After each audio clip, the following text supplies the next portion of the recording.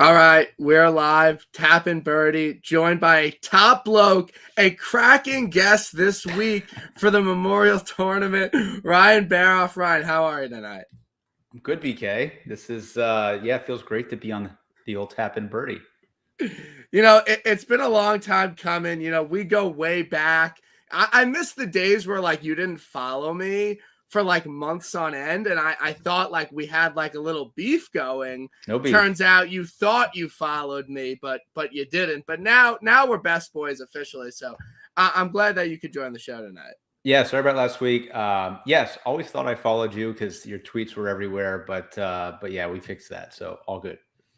So what were your overall thoughts last week? I don't know how much you got to catch of the Charles Schwab Challenge. We have back-to-back weeks of massive comebacks, extremely difficult conditions. Sam Burns gets it done. Right. Were you happy with that tournament, with the outcome? What were your thoughts on that? Yeah, I mean, it was a horrible Sunday. I really I didn't watch much golf until Sunday, and I mean, the course is hard. I knew the conditions would be hard, but I mean, that was embarrassing, honestly. You had 5 guys who got to 10 under or better, and then 9 ends up getting in a playoff. But yeah, I mean, hell, good for Sam Burns. He is awesome. He does a lot of things really well. Obviously, putts really well, and I think where that really helps. I mean, obviously, it helps to kind of make some pars, but he was able to make 5, 6, 7, 8 birdies on a day where Scotty Scheffler made 0 birdies, right? But yeah, I mean, I like the course in that it's a different kind of challenge, but I mean, personally, I find that course very boring, right? It's very straight, very tree lined, not a lot of different shots, just a lot of scrambling, just not a lot going on for that last few hours. Yeah, I didn't think it was a super enjoyable course to watch. It just kind of felt like it was the same shots over and over. It wasn't really a great viewing experience. And then again, everyone just kind of pissed down their leg coming down the stretch there. But Sam Burns, like something I just kind of want to talk about in like outright betting and just like trying to pick winners and stuff. Like, I feel like sometimes like people and myself and everyone like overcomplicates things a little bit, where at the end of the day, there are 2 winners in the past month or so that you could have found yourself on if you asked yourself 2 simple questions. Is this a good number? And do they win? I think that easily makes sense for Max Homa at the Wells Fargo, who's at 45 to 1. He's proven that he's a winner on tour. So you have those 2 things going. Sam Burns, I think that number at 35 to 1 stuck out to a lot of people, but a lot of people weren't on it. At the end of the day, he's a proven winner on tour at very fine events. And I think this proved that he's not just some guy that's going to win the Sanderson Farms all the time. Like, he can win some big boy events in difficult conditions. So I just, sometimes I don't want to overcomplicate things. Like, do they win? Is this a good number? Sometimes you just pull the trigger there. Yeah, for sure. And so I think the other side of that is like a guy like Scotty Scheffler, right? Everybody was betting he couldn't win, and then he rips off 4. So it can certainly happen. But yeah, I think my biggest mistake last week was, again, weeks after the major, while you sometimes have a strong field, like we saw at the Heritage and things like that, it's just normally good to stay away from the top. Like, yes, Scotty Scheffler was there, but like Zalatoris missed the cut. JT missed the cut. Morakawa wasn't very good. Hovland wasn't really there. So Spieth was there, but also kind of not. So yeah, fun week. Let's move on. It's Memorial Week. It is Memorial Week. So as a seasoned vet in the industry, okay, I'm a young up and comer. I'm not gonna, say I was right there when Willie McGirt won this tournament, but I know you've been doing this for a while. So what are your overall thoughts on this tournament, how it's played the last 5 years, the winners, what type of things are you looking for this week? Yeah, I'm from Ohio, so kind of grew up with these sorts of tournaments. This one, Firestone. Obviously, we know the course really well just because they've been coming here forever, since the mid 70s. And I like it because I think, again, it is one of the courses where you can really look at course history, and there's a very specific trend, not just with the actual players who play well, but the types of players.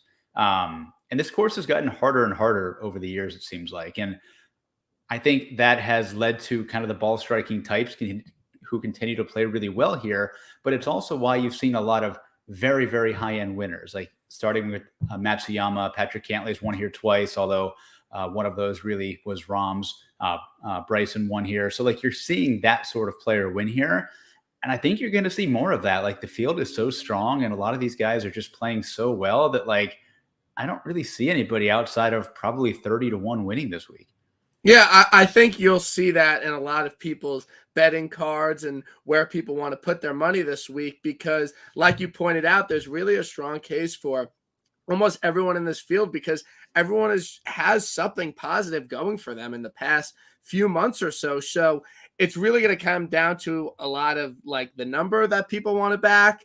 And, I think the top three guys under 20-1, I think that they're in the betting market a little bit. I don't know about DFS, but I think a lot of people aren't really going to go there because there are so many viable options with a 2 in front of their name, guys that consistently win, guys that have been playing really well, guys that have been playing well on similar types of courses recently. Like, I just think there's a lot to look at. And, something I kind of want your take on, and I was talking about, is that we've had a lot of difficult bent courses recently going back from the Wells Fargo. That was another tree-lined, thick, rough, difficult test of golf, winning score under 10. And then obviously we have the PGA Championship, bent, difficult conditions. And then last week, it's not very often on the PGA Tour we have 3 events where the winning score is below 10-1. So do you think that there's some merit in looking at guys that have played well in those 3 events recently? Like, do you think those are good kind of,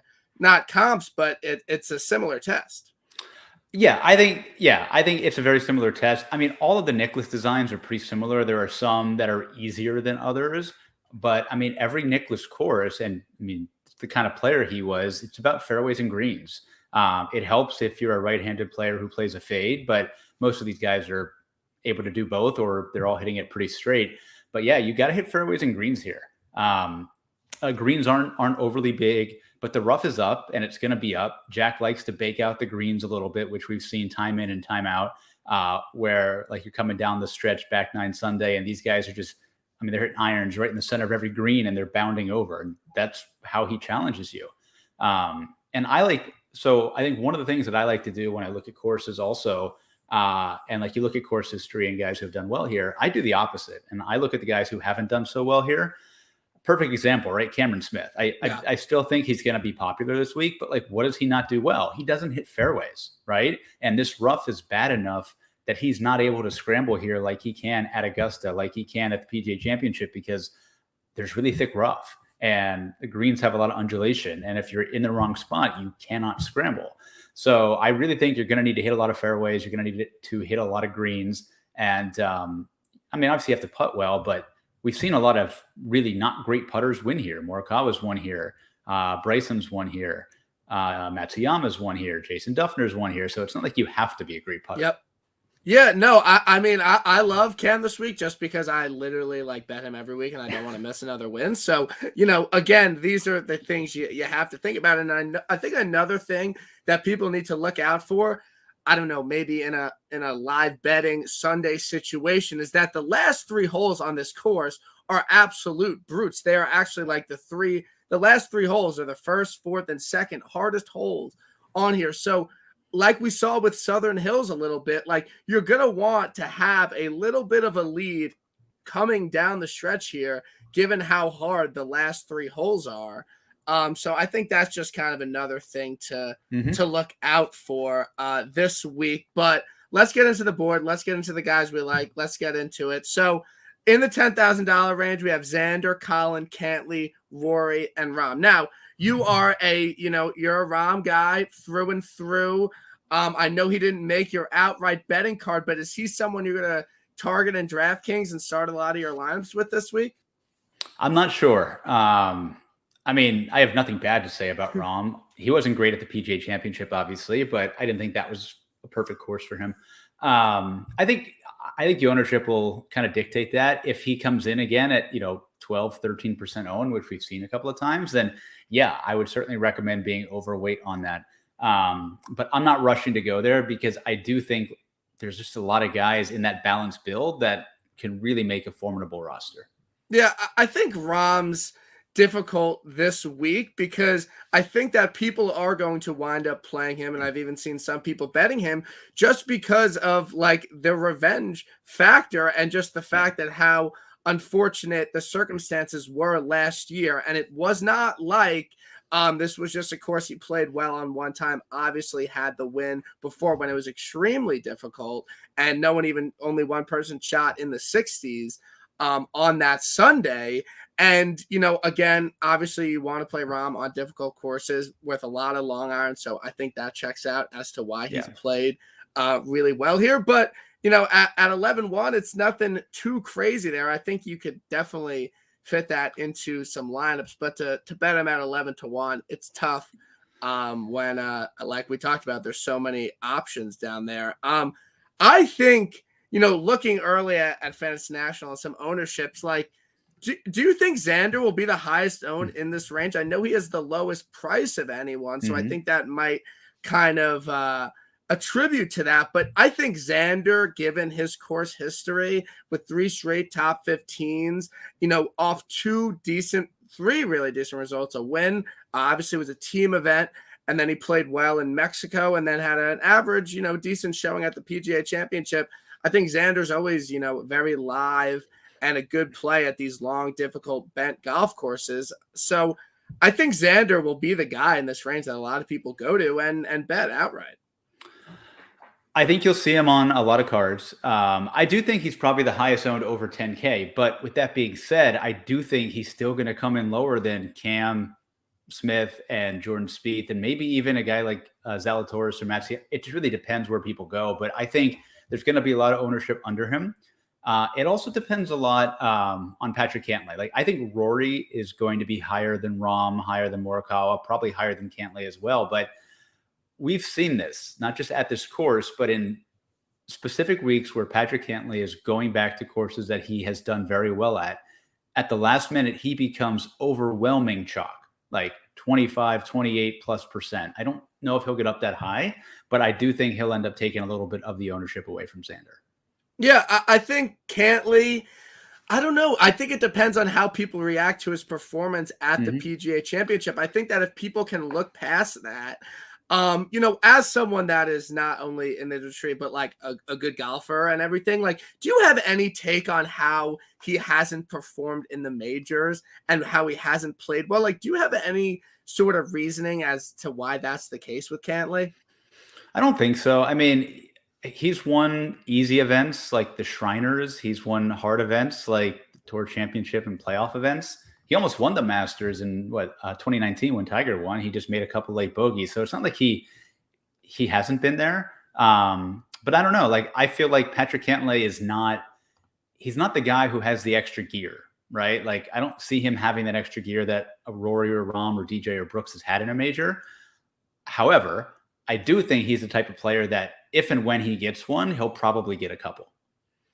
Yeah, I think now it was kind of a growing storyline a little bit, but I think the PGA was just on full display for a lot of people, and I'm glad I kind of avoided that one. Someone I'm really worried about most in this range, and I will feel most stupid as to if they go on to win this tournament, is Colin Morakawa. You could get a very good number on him. You could get 22-1 on him. And, I think that people aren't always expecting to see this drift and these numbers on him. But given how he's putted, I think people are a little worried. But then there's the narrative that he always has a lot of bad runs of putting, and there's a lot of stats. He was bad putting at the Genesis before he won the concession, and then when he went over to England before he won the Open, he putted horribly. So it's not like he can't turn around his putting, and he's going to a place that he's had a lot of success on. It just feels like a very natural point for him to start putting well again, and that his ball striking is going to be there. Well, yeah, and like that's the thing with a guy like Morikawa, you are betting him at the number, hoping to catch the good putting week. You can't predict when Colin Morikawa is going to putt well. And when he won the workday here, he gained like 4 or 5 strokes putting. The very next week on the same exact golf course, he lost 8 strokes putting, right? Like, you can't predict that. I mean, and like you look at Schwab last week and what he did, he was basically the worst putter in the field. The ball striking was fine. He didn't hit as many fairways as he probably would have liked, but I'm not too worried about that here. His iron play was fine. His short game was okay. He just couldn't putt. I'm gonna take that chance at 22-1 at a course that he's not only won here, but it is a prototypical course for him. Yeah, I'm scared of it. I'm very scared of it, but I kind of was just like, I'm just going to bet my guys this week because I don't really care. I mean, I'm going to bet my own people that I know will lose, but they're people I don't want to kind of miss out on. So I'm betting Cam Smith at 22-1. I think that there's a case to be made that he is just a way better driver of the ball than he's been in recent history. And I think if he had an average performance at the PGA Championship where he didn't gain 13 strokes from tee to green, almost 3 strokes off the tee, almost 10 strokes on approach, like I don't think I would be there. But with a guy like him, like I'm just always going to bet him after a ball striking performance like that, because I think that the putting is the one thing that he, can harness and switch on a dime. So, last year, Cantley, this is a trend. This is always going to happen like this. Cantley had a really great ball striking performance, but a middling finish at the PGA Championship for the Memorial. He then went on to win, not really, but he won the tournament. So that is a trend. That is a large sample size. The same exact thing is going to happen with Cam Smith this week because it happened last year with Cantley. This is how things work. So he's working on the accuracy of the driver. Cam Smith bucks the course history, and he goes out and wins this week. Yeah, I mean, I love Cam Smith too. I think he can play well anywhere. I just don't think this is the type of course. And like, yes, the course history is also bad, but like he talks about it. He talked about it at the PGA. He talks about it at Augusta. He likes courses that are firm where he can be creative and hit certain shots. Like here, if it's a little bit wet, like, the rough is going to be up. It is essentially going to be a long plotter's course where you have to hit fairways. I just don't see him doing it. And like on that same note, I'm going to group him with Jordan Spieth and say the same thing. Like, I don't think Spieth is going to hit You're muted. That was weird. You're good. Sorry. You're good. Where'd I get cut off the whole time? No, just on why you want to put Spieth into that. Oh yeah. So yeah, I mean, they're essentially the same golfer, right? They don't really hit a lot of fairways. They don't really drive it that well. They scramble, they hit good irons, they putt really well. So like when you're trying to nitpick these guys at the top, like I'm always going to lump Spieth and Cam together, and it gives me a reason to fade both of them this week. Yeah, no, that's an easy call. I think there'll be some ownership there. Yeah. Next guy, this is the toxic ex-girlfriend. This is the person it's wrong to go to, but you go to them anyway because they feel good. Will Zalatoris, I don't care. Break my heart again. I legitimately don't care. I'm going to bet this guy every single week if it's not a massive birdie fest. I think, although this is the first time he's playing this course, I think this is a course that he will wind up having success on in the next 5 years. I think this is a really great course for him, given the length, given the amount of long irons, given the winning score, getting the putting surface, and given that it's a big boy event where a lot of great people play, I don't know if he's going to be able to get it done this year, but I think that this is a place that he can have success on in the future. So I'd rather just start now. Do you think this is a course that he will contend on in the near future, even coming up this week? Yeah, I think it's a perfect course for him. I'm definitely worried about the fatigue a little bit. Like, I don't necessarily look at a miscut and say, oh, it's the worst thing in the world, especially the week after a major. But I mean, keep in mind, he had a miscut before the major, then he had a miscut after the major. And I don't care what he says and the smile that he puts on, like there's scar tissue there now, right? Yeah. He's getting close in a lot of these big events. He's almost at the point where like, of course he wants to win, but he kind of just cares about the big events. I think this is a perfect course for him, but I'm not going to go there until we see some history. Yeah, I think that's a fair case. Again, I'm kind of just betting my guys this week that I've continuously bet because that's fun and that's who I want to Yeah, play. So spend money on the guys you like to spend money on. Yeah, that's fine. I'm just gonna keep riding the trend because it sucks when they win and you hop off them. So you are a proclaimed Fitz stan. He's got a pretty short number this week in a lot of places. I know he was a pretty popular pick last year, wound up missed the cut. A year before that, I think he had a really great finish. Again, anytime you get on these difficult golf courses, you want to play Matt Fitzpatrick. So where are you at with one of your favorite golfers on tour this week? Yeah, he's just a guy that I'm not gonna play when he's popular. And I think like what you said, I mean, that number, 18, 20, 22 to 1, whatever you have, it's hard at that number. Now, he's probably going to play well. He'll be in the top 20, may even be in the top 10 for a lot of this week. I'm just not there for him to win on this golf course. Like Zalatoris, I think it's a great golf course for him, especially if the wind is up, if the conditions get tough.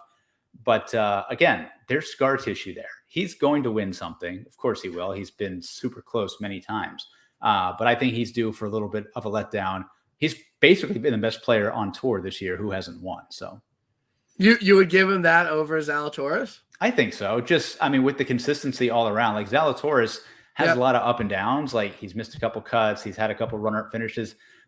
With Fitz, he's just always there, and he's improved across the board. The putting's good. The short game's good. The iron play is great. He's really improved off the tee. Like he's basically top 20 in everything this year. So it's coming soon. Yeah. Like Fitz, like I've kind of gotten into this before. Like I literally thought Houston Open was like the perfect event for Scotty to win. And I was like, I don't really know when he's going to like get another opportunity like that. Obviously that is completely wrong, but I kind of feel like Wells Fargo was like truly a really like best opportunity he's going to have. Given the winning score, it was only -9. Given like the amount of, there wasn't a super elite name in there who's going up against. Whoa! Breaking news here. We got the live field. Dustin Johnson is in. Are you kidding? Nope. Like you're not kidding. That's not a joke. He's in. Yeah. This is. I've been waiting for this. This is good stuff. Wait, that is like the biggest golf news like in an extremely long time. Yeah, Louis there. Brooks's brother, Chase, is going. Interesting. Taylor Gooch. This is great. This is good content. Mostly guys. Yeah. DJ came out like before the Genesis. Yeah, lots of kind of good to middling Euro guys, some Asian guys. Kevin Na, kind of expected that one. Hal Varner. Don't see Varner on there. Interesting enough, Jason Kokrak's not listed on this first field. I'm sure he's playing the other events, but I see Gooch and Sergio. DJ. Wow. Louis, your boy. But you knew that was coming. That was all right. That's okay. Good. We'll have some more content. What? DJ, like, this is big for DJ. This is bad for DJ. Like, what? How could he do that? He's their guy. Phil's not even in the field, right? Not in this field, no. But he's going to play some of the events. He's probably just he's probably just taking his time. Unbelievable breaking news live here. That's a shocker. DJ, wow. That is pretty unbelievable. But he hasn't really been. It was interesting because he put out that statement, right? Yeah. Saying, saying, good, fuck, man. Good riddance to Taylor Gooch. I've lost Gooch? so much. Gooch is there. Gooch is gone. Brendan Grace. Yeah, a lot of these guys we knew, but Gooch is a surprise. I lose so much money betting on and against that guy, so that's good. Awesome. That's someone else not to worry about. Yeah, Kevin Na, kind of same thing. Let's see. We lost Hudson Swafford. Are you looking at Rappaport's tweet? I just pulled that one up. Yeah, it's very interesting stuff here. All right. Yeah, this is pretty. He's tweeting. He tweeted his inbox. Can't be doing that, Dan. Yeah, that was tough. Maybe crop that. Yeah. Just in DJ. Yeah. Big news. So we won't have to worry about DJ at any major coming up. He's not going to complete the career Grand Slam. He just needs to. He's going to clean up. He just needs to fund Paulina's spending habits. I think this is really what's going on. He is far and away the obvious and only good player. Both him and Gooch are just going to clean up over there. Yeah, it should be interesting to see. So back to Memorial. I think the biggest name that stuck out to people as kind of just a clear misprice, this guy's going to be 25% owned, this doesn't make any sense, is Shane Lowry at 9K flat. You would agree with that. That is a pretty clear misprice, someone that's going to be in a lot of lineups. Do you think he gets to 20%, or is this a situation where everyone thinks he's going to be massive chalk and he turns out to be 16 to 18%? Yeah, I mean, I don't think anything's going to stop people from playing Lowry. Like, even if he was projected 20, 21, 20, but I don't think he's going to get up that high, mostly because there are so many other options. Like, obviously, Matt Fitzpatrick is going to be owned. I think, like I said, all the 9K guys are going to have some ownership. And then when you drop down, like, obviously Cameron Young is going to continue to be popular. Homa is probably going to be popular. So, yeah, I'll say 18% for Lowry. Okay, I like that. Look, I'm betting Lowry. I've bet Lowry every single week since the Honda Classic. So I'm not going to hop off after a T22 at the PGA Championship. Obviously, he was in the bad wave. Just say if someone you don't like or didn't play well, just say they were in the bad wave. No one will know. So Shane Lowry, I'm going to go back to him. I'm going to bet him outright. I got the 25-1 on him. Obviously has the win already in Ohio at Firestone. And he's up there, top 3, top 4 player this season without a win. He's had some extremely close calls at the Honda, at the RBC. And I just think that this might be a time that he finally gets it done. And then you mix in the fact that he was top 5 here last year. Mm-hmm. But he is, a top player on tour in bogey avoidance, hits a lot of greens in regulation, hits a lot of fairways, is good with his long irons, can scramble, obviously. So, I think this might be it for us. I think that, this is kind of the week, make or break. If he doesn't win this week, obviously, I have the top 10 and top 20 on it, but if he doesn't win this week, I'm fine to take a break. But this is just one last go on a place that seems like where he could get his first W this season. Yeah, I mean, I think it's a great course for him. I do worry about the strength of field a little bit. I just think, I think Lowry could play well and finish 8th here, right?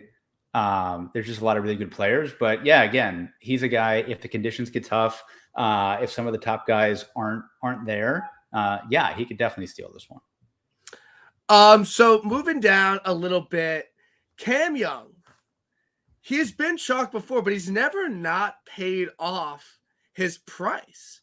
Do you think that? I think that has to factor into his ownership and if people are going to play him, because he hasn't really let anyone down recently. Yeah. Obviously, you've had an outright on him. That kind of stings a little bit, but playing in DraftKings, top 10, top 20 on him the past 3 weeks, he's finished top 5.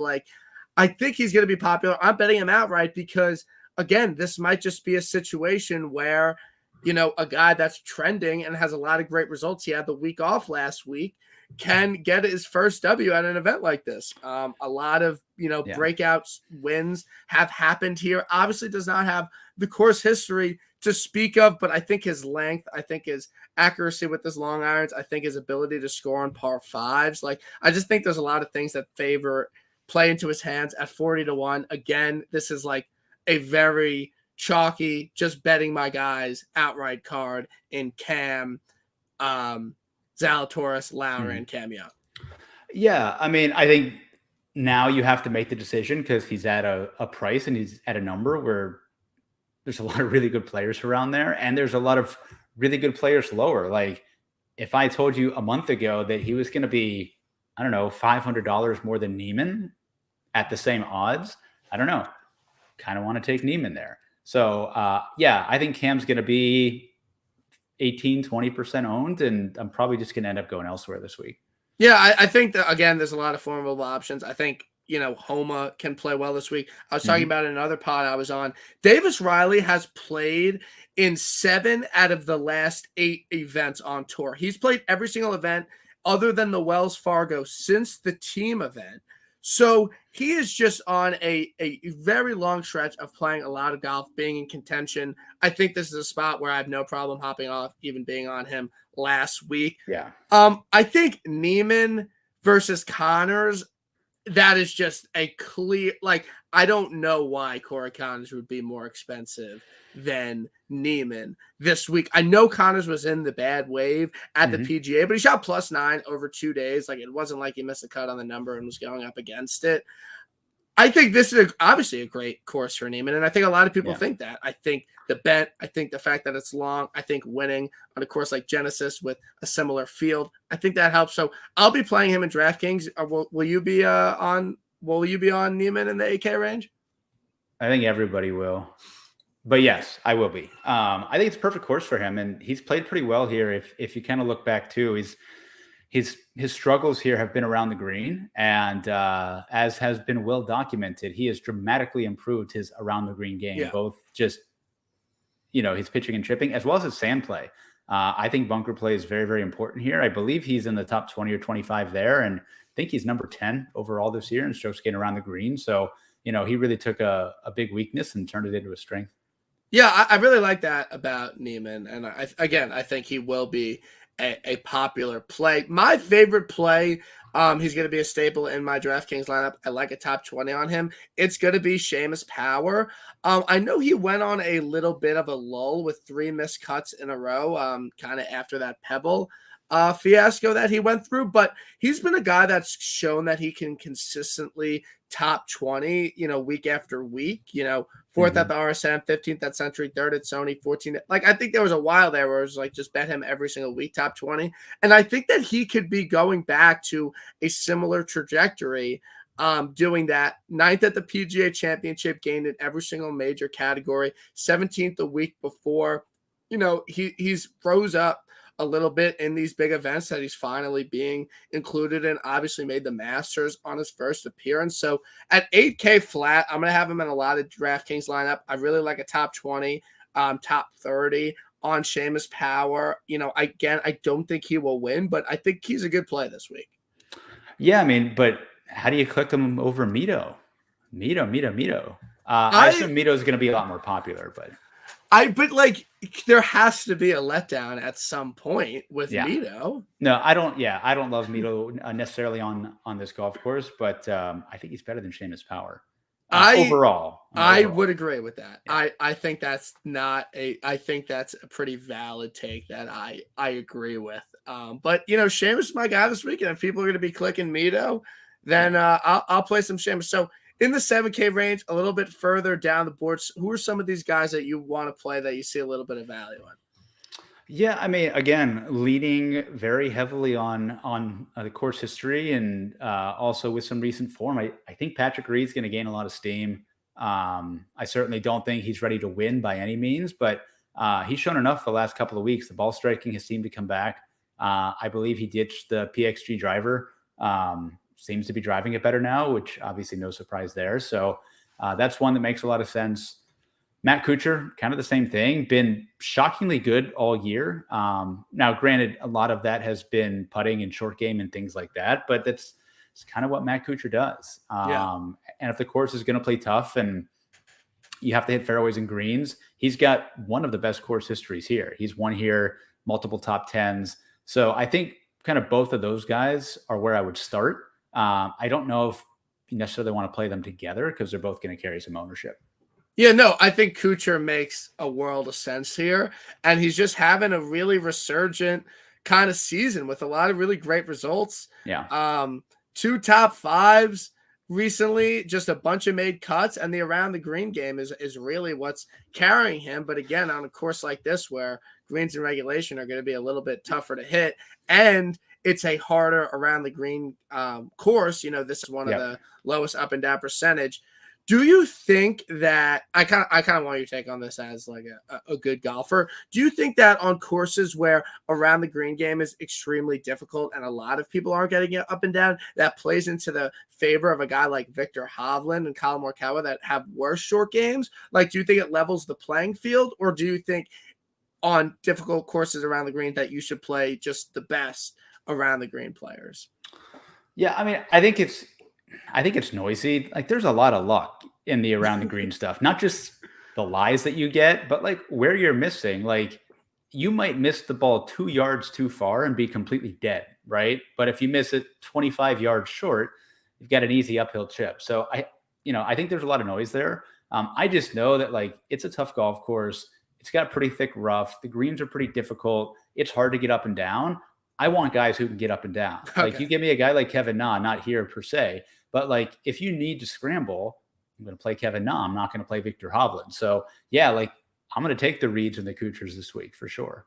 Yeah, no, I think those are fine plays. And I think that the ownership will be up on those guys. And I think that, again, takes away some ownership from, the guys in the lower 8K range. So I think that will be an interesting spot that I think a lot of, contests will be, won and lost with. I'll always play Cam Tringali on difficult courses. He'll make the cut. Like, say whatever you want about him, not going to win, but he's a guy to get a 6 out of 6 through. Like, I'll play some Cam Tringali. I have no problem with that. Yep.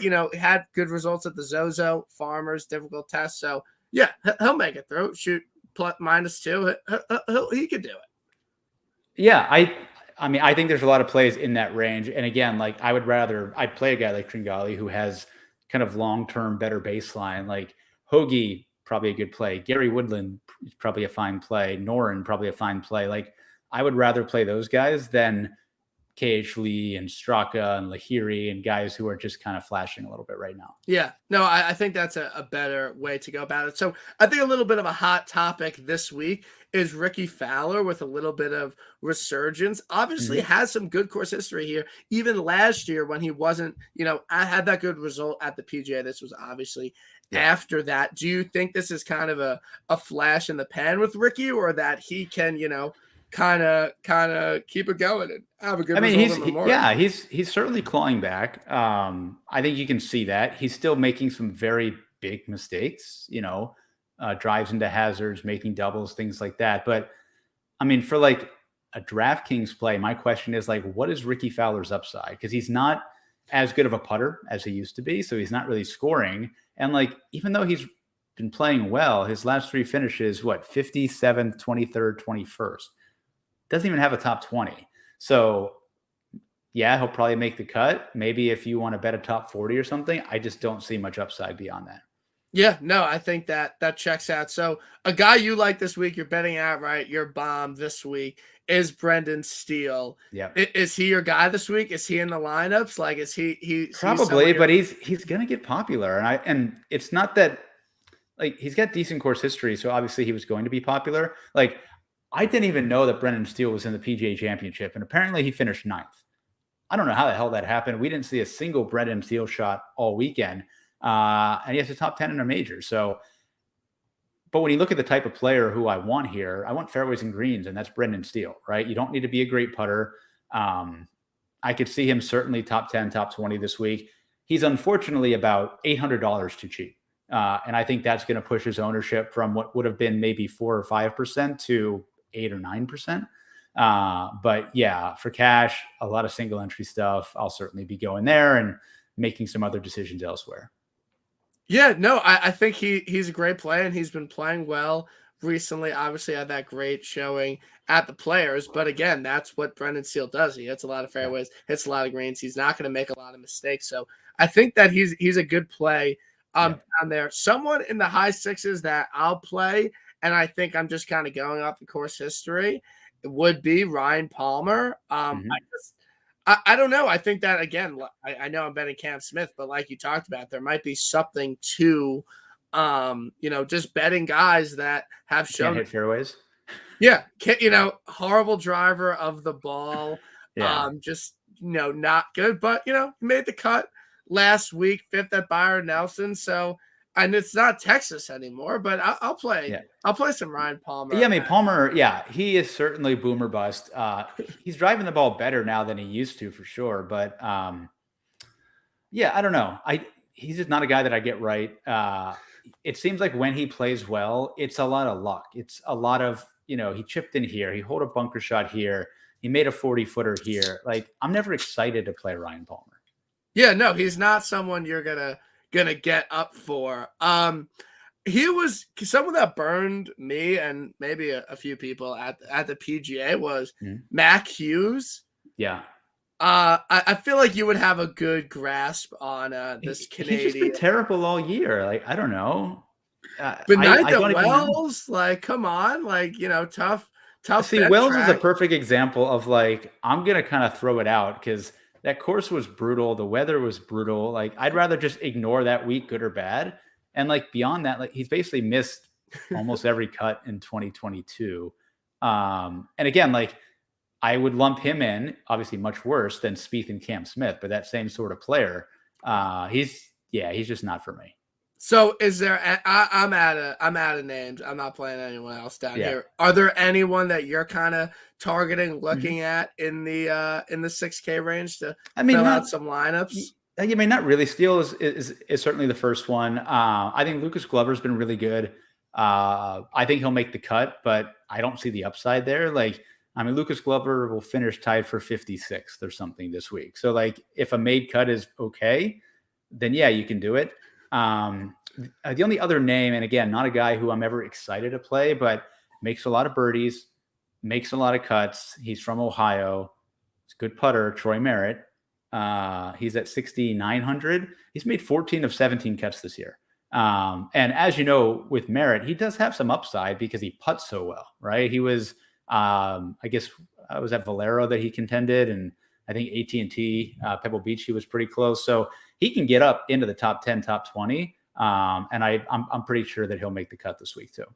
I'm sold on Troy Merritt. Like, you got me there. Like, well, like, I don't want to. And I hate playing Troy Merritt, but like, if he's from Ohio, like, that's really all I need to know. If he's from Ohio, like, I mean, that's an easy call there. Now, as a Ohio native, who is your favorite Ohioan golfer of all time? Who is the all-time best golfer from Ohio? Well, the all-time best is Jack Nicklaus, but my favorite would be Jason Duffner for sure. So Duff he's a huge Ohio guy. Can he get some play this week? PGA champion, coming around the corner. He showed something. I'm pretty sure he still missed the cut last week, but he shot like 6 over on Thursday, and then he was like 5 under through 12 or 13 on Friday at Colonial. So obviously he's won here. Like, that's another guy like Lucas Glover. Like, I wouldn't be surprised if Jason Duffner made the cut, but he's going to finish like tied for 60th. So, that's all we're really looking for. Truly. That's all you're looking for. Like, all down here, like, that's all we can really, vibe with. And yeah, I mean, there's a lot of guys down here. Like, I mean, if you're playing a bunch of lineups, right? Like, there's a lot of guys down here that, like, I don't care about the course fit, but like, they've made a lot of cuts. Like, Justin Lower is another guy. He's from Ohio, made a lot of cuts recently. Kurt Kitayama.